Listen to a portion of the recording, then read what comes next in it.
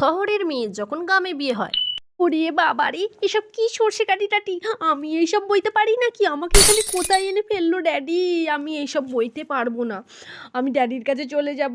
আমি এইসব এখানে থাকতে পারবো না, গরু গোবর কি গন্ধ, আমি এখানে থাকলেই হার্ট ফেল হয়ে যাব। উফ, এইসব বইতে আমি পারবো না, আমি ড্যাডির কাছে বলে ড্যাডির কাছে চলে যাব। হাত পাত আমার, উফ, আমি পড়ে যাচ্ছি, আমার হেয়ারে কী সব পড়ছে, আমার হাত পাত কুটকুট করছে, আমি এখানে থাকতে পারবো না। আর শাড়ি পরিয়ে রেখে দিয়েছে, সব গ্রামেগঞ্জের মেয়ে শাড়ি পরে, আমি এসব করতে পারি না। ও আমার হেয়ারটা মনে হয় সব ফল হয়ে যাবে, আমি এখানে থাকতে পারবো না, আমি এখান থেকে চলে যাই, আমি এখানে থাকতে পারবো না। বৌদি, কোথায় যাচ্ছ তুমি আবার? মা বললো এসব সর্ষে কাঠিগুলো আমাদের সব বয়ে নিতে হবে। মা কখন থেকে বইছে জানো? আর মা কত বইবে? আমাদেরকে সব বইতে হবে, তাড়াতাড়ি নাও, এগুলো আজকের মধ্যেই শেষ করে দিতে হবে।